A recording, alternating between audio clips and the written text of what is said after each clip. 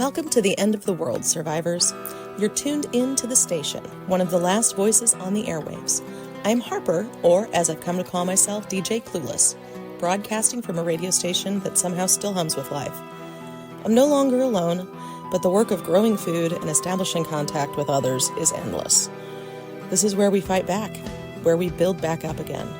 I'll be your guide through the madness, sharing the locations of safe havens, theories and information about our new world, and the occasional existential crisis that comes with a zompocalypse. The world's gone dark, the dead outnumber the living, but many have started to rebuild some of what we've lost. The only real question is, what's next? Stick around if you're still alive.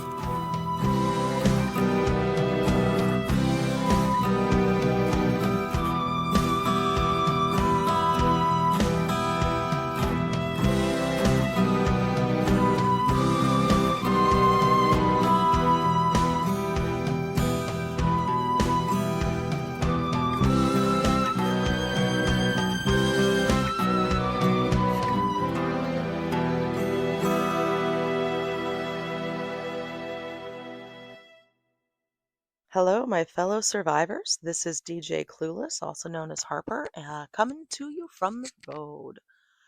We have left our comfy spot at the station to go collect Crissy and her family in the Mark Twain National Forest in Missouri.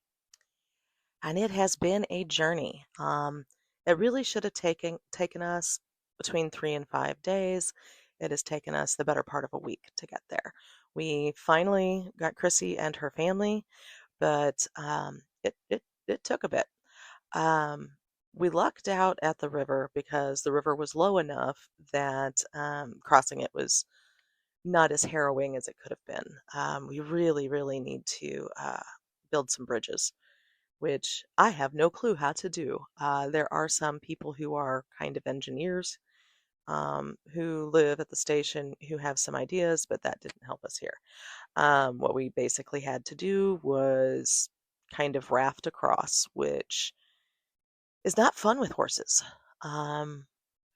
Luckily, where we go, Malcolm has set up a place where it's big enough to take across a couple horses at a time, so we just went back and forth and back and forth and back and forth. Remember that logic problem where you have grain and a chicken and a fox, but only two can fit in the canoe at the same time? And if you leave the chicken and the grain alone, the chicken will eat the grain. If you leave the fox and the chicken alone, the fox will eat the chicken. It was a little like that, only nobody was eating each other. We had to rip so many ankle biters, so many ankle biters. That horde that came through just littered the place big time with just a lot of ground zombies. Now, what's nice is when you're on horseback, our horses just kind of stomp them. I don't know how the horses know to stomp them in the head, but they've done that to quite a few. They get a little bit ahead of it, and then with the back hoof, just chomp. Um, I'm so sorry. Renee's horse kicked ahead. It didn't stomp it, it just kicked it, and it just kind of flew in the air like a soccer ball and landed, and we piked it. But it was one of those where, I know it is macabre, but we were all just like, score! Oh my God! So we tried to make a competition of it, but it was a one-off. We couldn't get the horses to kick any more zombie heads in the air, which is probably good. We don't need to be any more dark humor macabre than we already are, but it was funny. It was funny. No one was more surprised than Renee, and that horse got an extra carrot. So we did not see anybody between our place and Rolla, and this was like 5 or 6 days of a journey. And really, it should only have been about 3 to 4. But again, there were way too many ankle biters. We had to take care of those along the way. We had to rest the horses, and the horses being skittish, we wanted to take extra care with them. We had, once we got on the other side of the river, we were able to move a lot more quickly. But getting to the river and our crossing point was not fun. Not fun. Just because there was just so many of them. Now, on a positive note, the vultures are going to have a field day, and good for them. It's nice that they're getting fed, I guess. So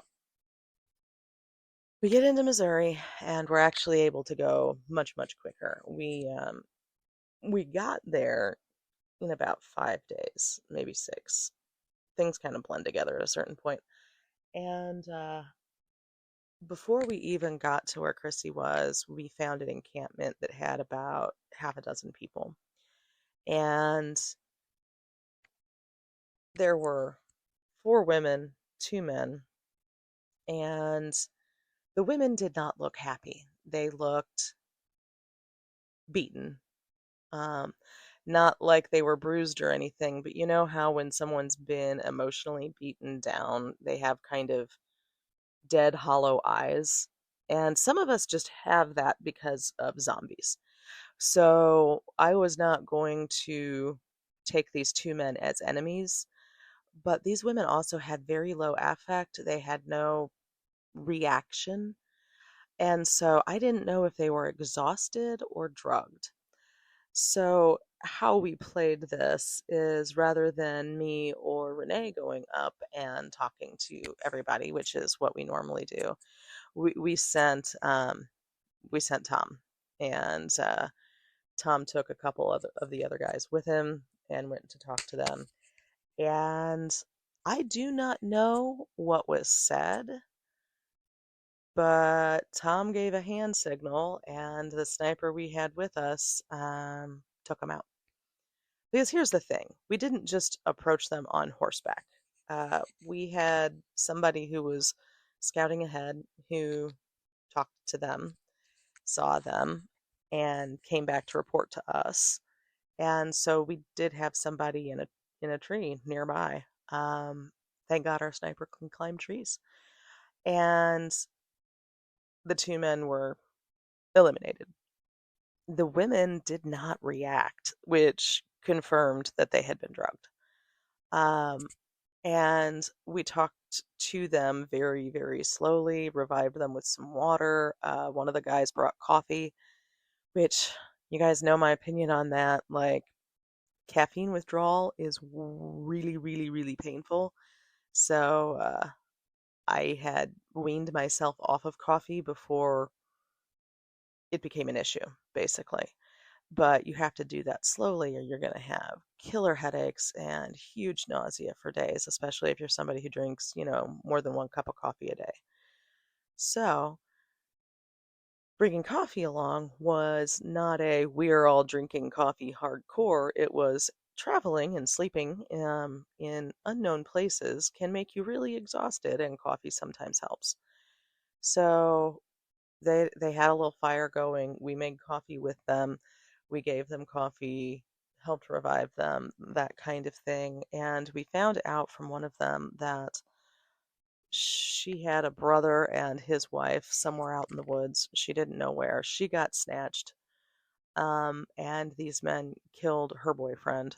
And this story was similar from the other women. And, their plan was just to keep them drugged and have a gaggle of women for their use. We apparently got there before anything too horribly graphic happened, but these these 2 men really had a plan, but they had just settled down with these women to build a fire when we showed up. So it was more like it was very, very new to all of these women being captured by these guys. So I think we got there before anything untoward occurred. And once we took out these 2 men, within the next like 10 minutes, there were a couple of different people who showed up. Apparently, we are not the only ones who thought that this forest might be a good place to stay. And these One was a couple, one was a family, mom, dad, a couple of kids. Um, they were all basically not sure how to handle the situation, but were watching the situation. Their thought was when the men weren't paying attention to just, you know, grab the women and run. However, the women were kind of too drugged for that, so they were waiting for an opportunity. Anyway, Crissy had reached out to our communications cabin, letting us know that she lost power and there were strangers about. And I really think that the people she saw was one of these men and a woman that probably wasn't helping him, probably was just with him because. Um, anyway, we got Crissy, we got her family, and we actually stayed at the cabin to regroup because we had brought quite a few extra horses for Chrissy's family. We had a couple of carts, wagons, etc., because we were bringing food. We, since summer, have been bringing food with us everywhere because it is a great way to make friends. And a lot of people that might want to rob you, if you invite them home with you, uh, become allies. And we are in the ally making business, not the destroying each other business. We have enough zombies destroying humanity. We don't need to participate in that destruction. So we try not to. And how we manage that is food. Most people want food. They want someplace warm or cool, depending on the weather, to sleep. They want to be safe and dry and fed. And the more people we have, the safer we all are, and the more food we can produce. So we offered them food. We had plenty to share. Crissy was amenable, sorry, was amenable to us staying the night there, even though their power had gone out. And looking at it, one of these men had come up to the cabin and cut power. I think they were going to collect Crissy and her daughter and make them part of their group. So we barely got there in time. And Crissy was very well defended. This was not a cabin without weaponry. So I don't know that they would have been successful at it, but it's just as well that we were able to get there and everything like that. So, we made camp, we ate a lot of food, we decided how we were going to travel back. And, we are big believers in bicycles when you do not have horses. So, we doubled up on our way out of the forest with some of the horses. We had some people, in wagons and some people just walking. um, until we could find a place where we could get some bicycles. Because walking is great, but riding a bike is quicker. And, the horses don't necessarily want to run constantly, but they don't mind going at a little faster clip. And so that is what we did. We found bicycles. We were able to get people outfitted. There were a few people who were very into the bikes. I think they may have been afraid of horses. I cannot confirm that, but horses are large and have a mind of their own, and that is great if you are familiar with the horse and the horse is familiar with you, and there's a level of trust there. But when you're brand new and the horse is not certain of you, and you have a little bit of fear of horses, this is not the situation to iron those kinks out. This is the situation to get a bicycle. So that is what we did. And so with a larger group, we move slower. We want to be a little bit more careful. Um, and we want to reserve energy in case we run into some fast zombies. On horseback, fast zombies are not a problem. Horses are faster. On a bicycle, it really just depends on how much energy you have and whether we're going uphill, downhill. Like, there's a lot of other factors. So we didn't want to spend anybody's energy inappropriately. Um, but the way back, we're not back yet. We're not even to the river yet. it takes longer to set up camp. It takes longer to find places to be overnight that are safe and good for horses. We've had a few nights where we're basically camping out under the stars, which means we have to set up a perimeter that makes noise if any zombie or ankle biter zombie comes through. So it's just a lot more time involved. And Malcolm has quite a few places in this area that work really, really well. But this group didn't want to go back to the plant was absolutely 1,000 times closer. But they didn't want to go to the plant. They wanted to go to the station. They wanted to go where there is food and vultures. And I did tell them, the plant has that stuff too, but for whatever reason, they chose station. So instead of heading towards the plant, which would have not taken us very long, we headed back to the station. And there were several places that are Malcolm's where we were able to stay, and it was no problem whatsoever. But there were also quite a few places where we were not able to do that, where it was just the timing did not work out for us to stay at one of the places we had designated as a safe spot, as an appropriate spot.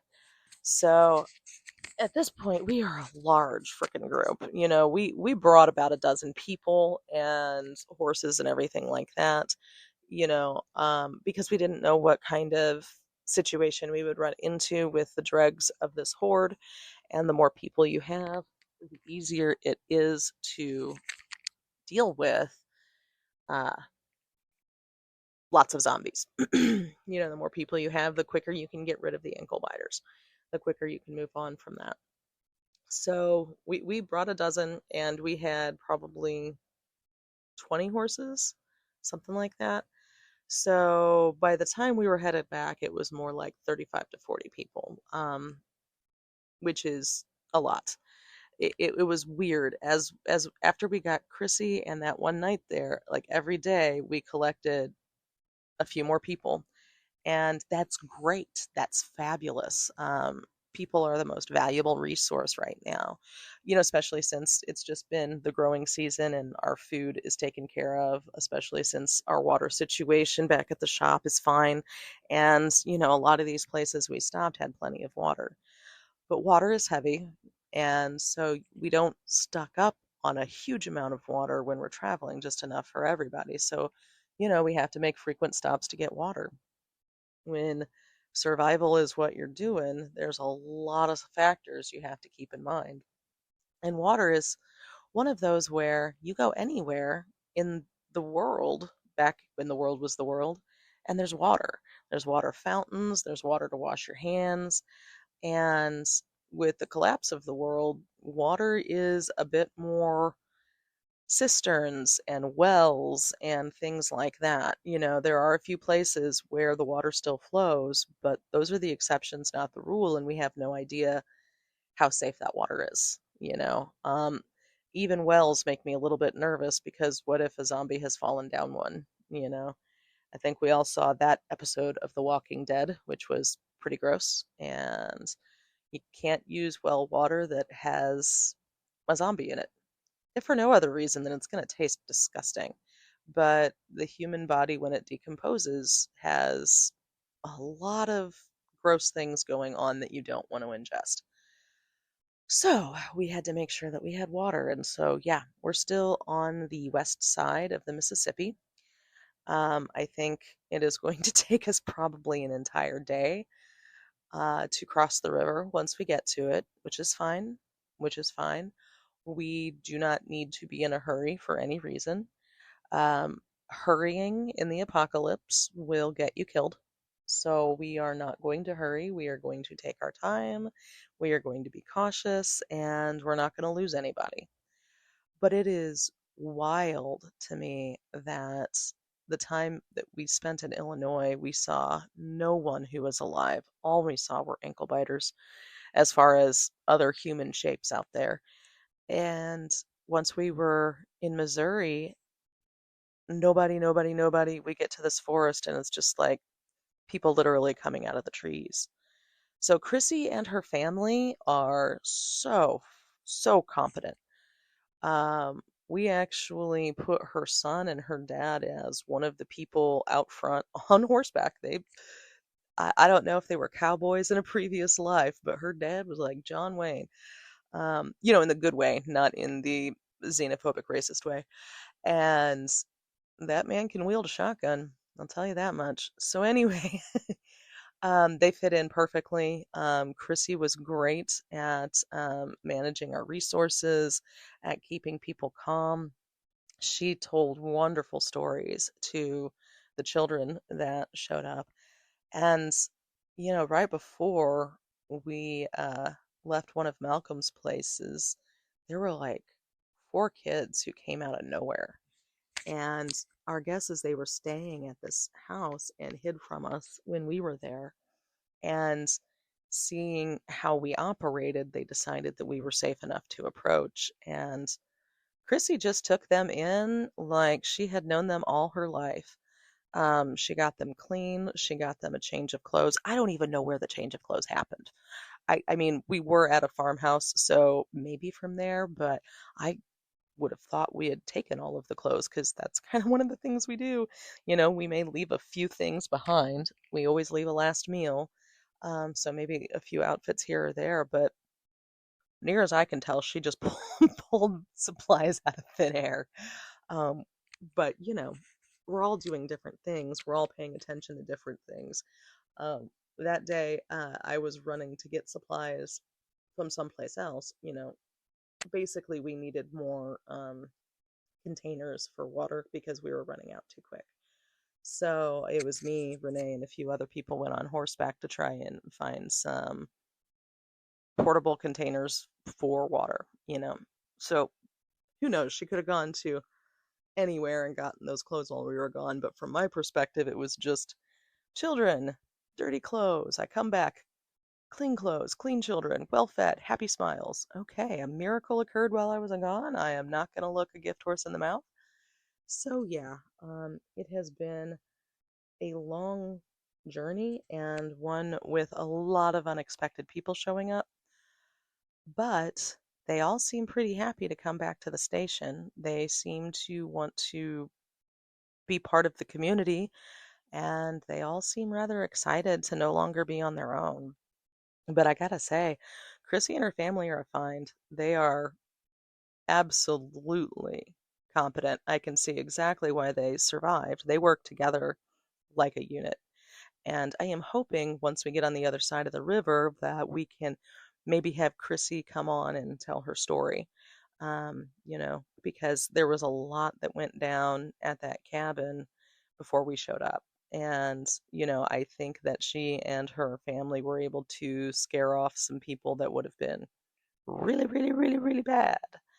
And so that is good. But one of the things with quite a few of these survivors is a lot of them have been alone since the beginning of the apocalypse, just completely, entirely alone. And, these kids, it took a day or two before they talked. And I think that's simply because there was Crissy and a few other kids who were just relentlessly patient, kind, and just took their silence as part of who they were. There is a lot of just acceptance in the zombie apocalypse. All of us are so desperate for people, so desperate for community that, if somebody's a little off, a little shell-shocked, it took the four women 2 or 3 days to shake off the drugs and operate coherently. And that's not a diss on them. That is a what in the world did these men give them? They had no idea. Apparently, they had no clue. I'm wondering if it started with maybe some rohypnol or something because they had gaps in their memories. And I think that maybe they didn't want the women to know where they were going or where they were, so they would do that. But there had to be something else. I don't think rohypnol lasts that long. But Renee said, some of these drugs you give people cause like a hangover where you just feel like crap the next couple of days. And so she said that it made a lot of sense that they were groggy and out of it because A, trauma, B, you know, you're overly drugged for a week, you're not going to recover overnight. So part of our desire for water was to help them flush out their system. So we did pack in quite a bit more water than we would have normally. But a lot of that was because we were able to find some, basically we had to stop and make a couple of little carts to go behind a few of the bicycles. And we did that just to carry water at the suggestion of a few of the bicyclists. So, and it was actually easier to find structures like that. We put a basket on the back of a few, and then there was one that was like, I think it was originally like one of those strollers that you hook up to the back of a bike. And we just used that instead of putting a person in the stroller. We put a lot of water and a lot of other supplies. So the good news is, as we went, we ate the food, and that created more room. So there were a couple people who were worried we were going to run out of food, but that was not like, we brought more food than we could possibly need because we were hoping to meet people and recruit them. And that is what we did. So I think by the time we cross the river, we may be getting low on food, but I have done my best to radio relay to the station to meet us on the other side of the river. So yay. We are making it. We are making it. So I am hoping that if you are listening to this, that you have survived the horde. I hope if you are south of Illinois, you are hunkered down and making sure that you are safe and taken care of. And, more than anything else, I hope that you survive. Things are kind of getting weird, I don't know if those 3 men who showed up at the station after the horde passed through were telling the truth about being able to control zombies, but I have had a few nightmares about really crazy people controlling zombies and using the zombies themselves as a weapon. It actually bothers me more than Violet's ability to explode heads, which I didn't think any power anybody had would freak me out more, but apparently this one does. So yeah. Anyway, I hope that you're safe and warm and dry, and just remember that we are getting through this. We are rebuilding, and in spite of things like a horde passing through, we are still surviving. So, as always, survive, survive, survive, and until next week, this is DJ Clueless coming to you from somewhere in Missouri.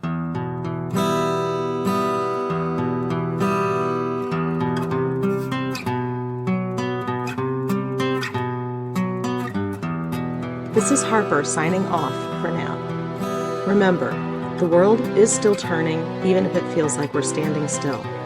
Survive, adapt, endure. As the dust settles, we are rising again. We are rebuilding from the ashes. Until then, keep moving, keep fighting, and whatever you do, survive.